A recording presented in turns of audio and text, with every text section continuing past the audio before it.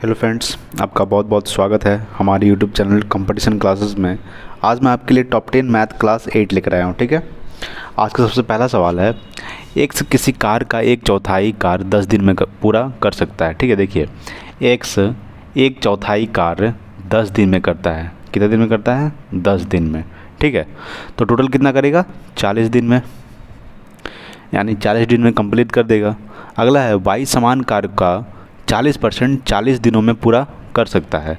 40% 40 दिनों में वाई, ठीक है, वाई जो है 40%, यानी कि 40% 100, ठीक है, 20 दूनी और 20 25 100, ठीक है, यानी 2/5 भाग को कितने दिन में करता है? 40 दिन में करता है। ठीक है, 40 दिन में, तो 2 से कितना बार में? 20, तो टोटल कितना हो जाएगा? 100 दिन में, यानी कि ये वाई 100 दिन में कंप्लीट करता है। उसके बाद बोल रहा है जेड एक तिहाई कार को 13 दिनों में पूरा कर सकता है। जेड एक तिहाई कार को, यानी 1/3 कार को कितने दिनों में करता है? 13 दिनों में करता है। 13 दिन में, तो 13 39 दिन में कर देगा। ठीक है, कितने दिन में कर देगा? 39 दिन में। अब सवाल बोल रहा है तो सबसे पहले कौन कार्य पूरा करेगा? देखिए एक्स एक दिन में, यानी कितना दिन करता है? 40 दिन में काम कर देता है। ठीक है, वाई कितना दिन में करता है? 100 दिन में करता है। और जेड 39 दिन में काम कर देता है। यानी सबसे पहले कौन काम कर रहा है? जेड। तो सबसे पहले कौन कार्य पूरा करेगा? तो जेड सबसे पहले कार्य पूरा कर देगा। चूँकि 40 दिन में कर रहा है, ये 39 दिन में ही कर रहा है। ठीक है, तो मेरा सवाल पूछ रहा है सबसे पहले कौन कार्य को पूरा करेगा? तो सबसे पहले जेड कार्य पूरा करेगा। ठीक है, तो मेरा आंसर जेड हो जाएगा। ऑप्शन में आपका रहेगा वो एक्स वाई जेड, इनमें से कोई नहीं। तो मेरा जेड अगर जिसमें रहेगा उसको आप टिक मार दीजिएगा। ठीक है, चलिए अगला सवाल देखते हैं। अगला है दूसरा नंबर सवाल। दूसरा नंबर सवाल है ए किसी कार को 9 दिन में, ठीक है, यानी ए किसी कार को 9 दिन में, बी 10 दिनों में, ठीक है, बी 10 दिनों में और सी 15 दिनों में पूरा कर सकता है। और सी 15 दिनों में पूरा कर सकता है। ठीक है, ए 9 दिन में, बी 10 दिन में, सी 15 दिन में। तो एलसीएम लीजिएगा तो कितना आएगा? 15 का 15 जो सबसे बड़ी संख्या है ना उसका आप टेबल करिए। तो 15 दूनी 30, 15 तीन 45, 15 चक 60। ठीक है, तो देखिए काउंट पढ़िए, 15 का 15, 15 30, 30 45, 44 60, घाव बजे छक्के 90, यानी कि 90 आएगा एलसीएम। ठीक है, क्या आएगा? 90। तो 9 दहें के 90, 10 नमा 90 और 15 छक 90। ठीक है, 15 छक 90, यानी ए का ये क्या निकला? टोटल वर्क है। ठीक है, ए का एक दिन का एफिशिएंसी 10, बी का 9 और सी का 6 निकला। देखिए आगे बोल रहा है बी और सी कार्य शुरू करते हैं। ठीक है, बी और सी कार्य शुरू करते हैं और 2 दिनों के बाद कार छोड़ने के लिए मजबूर हो जाते हैं। यानी कि बी और सी 2 दिन काम करते हैं, यानी कि ठीक है, तो दोनों का एफिशिएंसी कितना है? 15, यानी कि ये 2 काम किया और ये भी 2 काम किया, तो दोनों मल्टीप्लाई कर दीजिए। तो 9 दूनी 18 और 6 दूनी 12। ठीक है, तो काम टोटल कितना हो गया? 8 2 10, हाथ में रहा 1 और 2 1 3, यानी 30। शेष काम कितना बचा? शेष 90 टोटल काम था, जिसमें से 30 काम हो गया, तो शेष कितना बचा? 60। शेष 60 बचा ना। ठीक है, तो अब कौन करेगा? तो पूरा करने में ए को कितना समय लगेगा? अब पूरा कौन करेगा? ए करेगा। ठीक है, तो ए का एफिशिएंसी कितना है? 10, यानी कि 60 काम है, उसका 10 एफिशिएंसी है, तो कितना दिन में कर देगा? 6 डे में ख़त्म कर देगा। ठीक है, कितना डे में? 6 डे में। चलिए अगला सवाल देखते हैं। अगला 3 नंबर सवाल। 3 नंबर सवाल है, यदि 50 संतरों का क्रय मूल्य 40 संतरों के विक्रय मूल्य के बराबर है तो लाभ प्रतिशत क्या होगा? ठीक है, देखिए 50 संतरों के क्रय मूल्य, यानी कि सीपी, कॉस्ट प्राइस, यानी कि सीपी, ठीक है, बराबर किसके है? 40 संतरों के विक्रय मूल्य, यानी कि सेलिंग प्राइस, दोनों बराबर है, तो लाभ प्रतिशत पूछ रहा है। ठीक है, तो देखिए यहाँ से आप क्या कर सकते हैं? 0 से 0 कैंसिल कर सकते हैं। ठीक है, यानी कि सीपी बटा एसपी क्या हो जाएगा? 4/5। ठीक है, देखिए मेरा कॉस्ट प्राइस कितना है? 4 है, उसको हम बेच रहे हैं 5 में, यानी कि उसका लागत मूल्य 4 है और उसको हम बेच रहे हैं 5 में, तो उसको प्रॉफिट कितना होगा? यानी कि लाभ प्रतिशत निकालना है, तो प्रॉफिट परसेंट। ठीक है, प्रॉफिट परसेंट कितना होगा? 1 रुपया। कितना पे? हमेशा कॉस्ट प्राइस पे, यानी कि 4 पे। ठीक है, किस पे, 4 पे, ठीक है। परसेंट निकालने के लिए 100 से गुना कर दीजिए, 100 से गुना कीजिएगा, यानी कि 25%। कितना आ जाएगा प्रॉफिट परसेंट, यानी कि मेरा 25% प्रॉफिट होगा, ठीक है। चलिए अगला सवाल देखते हैं। अगला है 4 नंबर सवाल। 4 नंबर सवाल बोल रहा है sec theta plus tan theta बराबर 2। तो अब सेक थीटा का मान पूछ रहा है, ठीक है। देखिए आपको एक फॉर्मूला पता होगा, sec square theta minus tan square theta बराबर 1 होता है। क्या होता है, 1, ठीक है। अगर हम इसको तोड़ देंगे, sec theta plus tan theta, sec theta plus tan theta, ठीक है, sec theta minus tan theta, यानी कि a square minus b square, तो a plus b into a minus b, इस पर टूट जाएगा, ठीक है। अब देखिए sec theta plus tan theta बराबर 2 दिया हुआ है, यानी कि इसका मान कितना दिया हुआ, टोटल 2 दिया हुआ है। 2 गुने sec theta minus tan theta, ठीक है, बराबर 1।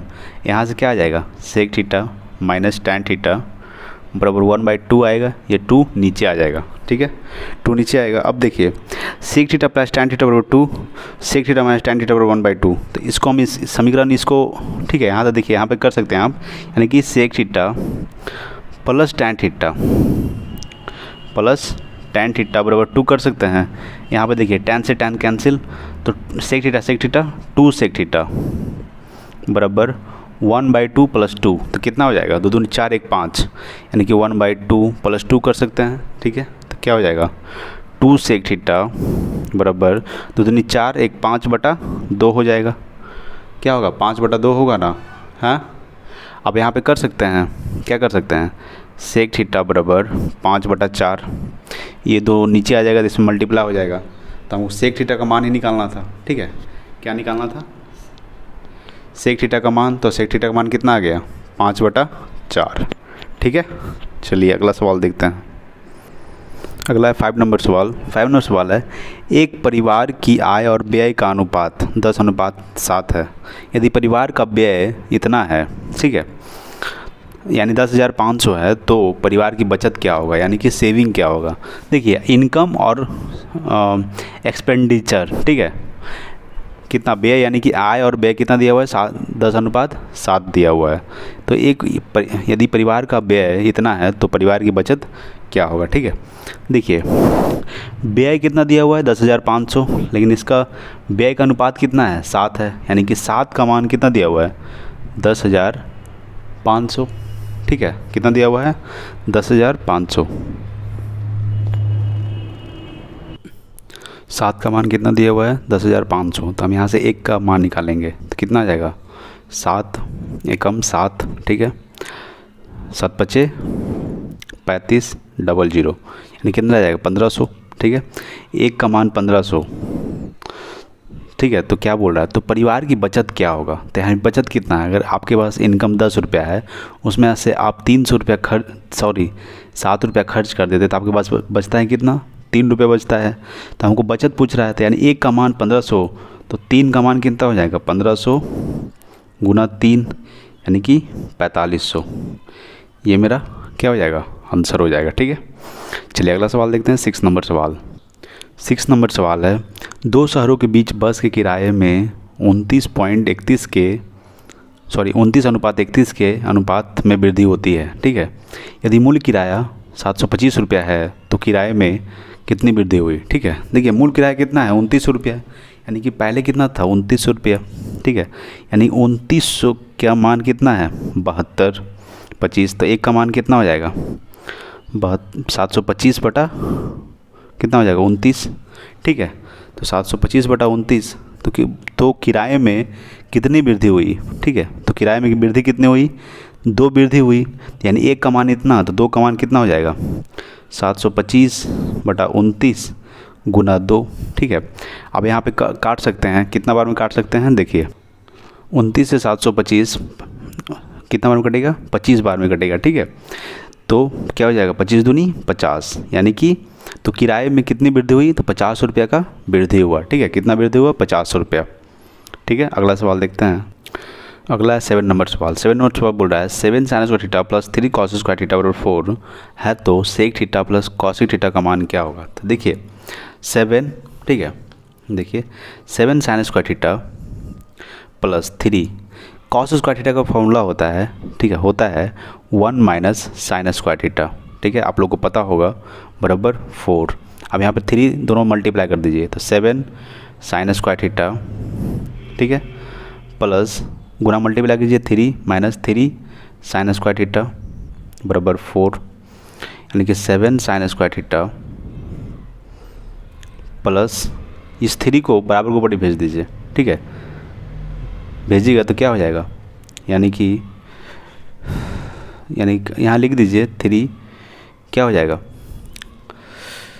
आप क्या कीजिए ना 4 को ऊपर ही ले चलाइए तो 3 minus 4 minus 3 sine square theta, ठीक है, बराबर क्या हो जाएगा 0, यानी कि 7 sine square theta minus 3 sine square theta तो क्या हो जाएगा, यानी कि 4 साइन स्क्वायर थीटा प्लस क्या हो जाएगा 1 होगा तो 3 माइनस 4 बराबर 0। अब कर सकते हैं 4 साइन स्क्वायर थीटा माइनस 1 बराबर 0, तो क्या कर सकते हैं 4 साइन स्क्वायर थीटा बराबर 1 कर सकते हैं, बराबर को ऊपर भेज दिए प्लस 1 हो गया, ठीक है। अब यहाँ पे साइन स्क्वायर थीटा बराबर क्या हो जाएगा 1/4, ये स्क्वायर अंडर रूट चढ़ जाएगा, ठीक है, तो यहाँ पे क्या हो जाएगा साइन थीटा बराबर अंडर रूट 1/4, तो क्या हो जाएगा 1/2, ठीक है। देखिए अब यहाँ पर क्या निकल गया, साइन थीटा बराबर 1/2, तो साइन थीटा बराबर यहाँ पे साइन 30 डिग्री लिख सकते हैं, तो थीटा पर क्या हो जाएगा 30 डिग्री, ठीक है, क्या निकल गया थीटा बराबर 30 डिग्री। अब हमको निकालना था sec theta plus cosec theta का मान निकालना था, ठीक है, क्या निकालना था sec theta plus cosec theta का मान, तो थीटा बराबर 30 डिग्री, तो सेक 30 डिग्री का मान कितना होगा, अगर यहाँ पुट करेंगे तो सेक 30 डिग्री का मान कितना होगा, तो कॉस 30 डिग्री का मान √3/2, तो सेक 30 डिग्री का मान 2/√3, ठीक है, प्लस कॉसेक 30 डिग्री का मान कितना हो जाएगा, कॉसेक 30 डिग्री का मान यानी साइन 30 डिग्री का मान 1/2, तो कॉसेक 30 डिग्री का मान कॉसेक थीटा का यानी कि 2 हो जाएगा, तो क्या हो जाएगा 2 + 2√3 बराबर √3, ठीक है, ये मेरा क्या हो जाएगा आंसर हो जाएगा, ठीक है। चलिए अगला सवाल देखते हैं। अगला 8 नंबर सवाल है ए बी और सी का औसत वजन 45 किग्रा है, ठीक है। देखिए ए प्लस बी प्लस सी का औसत वजन कितना है 45, तो 45 × 3 करेंगे तो कितना हो जाएगा 3 × 9 4 × 12 यानी कि 129, ठीक है। क्या बोल रहा है यदि 45 है ना, तो 5 × 15 फिर से मल्टीप्लाई 5 × 15 की 5 हाथ में रहा 1 4 × 12 1 13 यानी कि 135 आएगा, कितना आएगा 135। ए और बी का औसत वजन कितना है 40 किग्रा, यानी ए प्लस बी का औसत वजन कितना हो जाएगा 40 × 2 यानी 2 व्यक्ति है तो कितना हो जाएगा 80। बी और सी का 43 है, बी प्लस सी का 43 × 2 कितना हो जाएगा 3 दूनी 6 86, तो क्या बोल रहा है तो बी का निकालना है, ठीक है। यानी देखिए यहाँ पे बी और सी का कितना है, यानी टोटल ए बी सी का है 135 और ए बी और सी का 186 है, तो यानी कि ए प्लस बी प्लस सी माइनस बी प्लस सी करेंगे तो कितना आ जाएगा, यानी 135 माइनस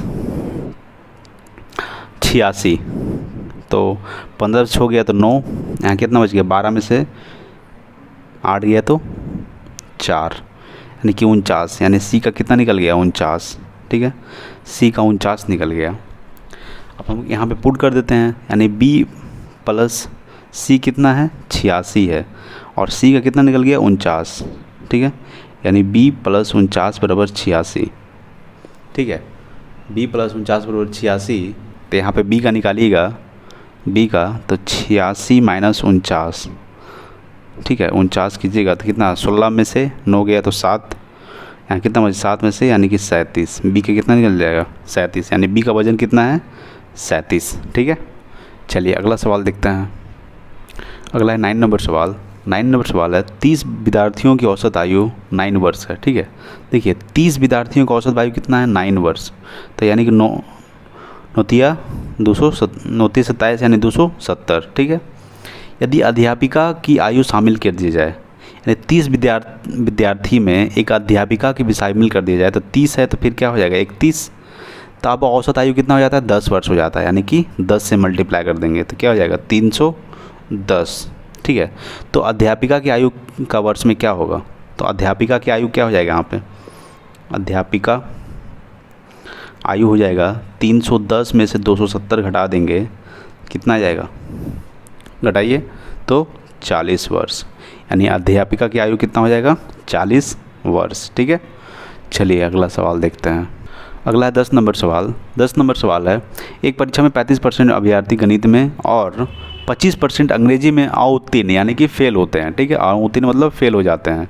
यदि 10% गणित और अंग्रेजी दोनों में अवतीर्ण होते हैं तो दोनों विषयों में कितने प्रतिशत उत्तीर्ण होते हैं। ठीक है, देखिए यहाँ पे क्या दिया, तीनों उत्तीर्ण दिया हुआ है, लेकिन 35% प्लस जोड़ देंगे। ठीक है, और 25%, यहाँ पर देखिए क्या बोल रहा है, 10% गणित और अंग्रेजी दोनों में अवतीर्ण होते हैं। ठीक है, यानी कि फेल हो जाते हैं, तो दोनों में यानी तो घटा देंगे, 10% घटा देंगे। क्या पहले जोड़िए, 5 5 10 के 0 1 3 5 1 6, यानी कि यहाँ माइनस करना है 10%, तो क्या हो जाएगा 50%, यानी कि 50% क्या होते हैं, अवतीर्ण होते हैं, यानी कि फेल होते हैं। 50% फेल होते हैं, तो पास कितना होंगे, जब 50% फेल होते हैं तो पास कितना हो जाएंगे 50%, तो अब ना दोनों मिला के 100% हो जाएगा। ठीक है, तो क्या बोल रहा है, तो कितने प्रतिशत उत्तीर्ण होते हैं यानी कि पास होते हैं, तो 50%, ये मेरा आंसर हो जाएगा। ठीक है, चलिए आज के लिए इतना ही। Thanks for watching. जय हिंद, जय भारत।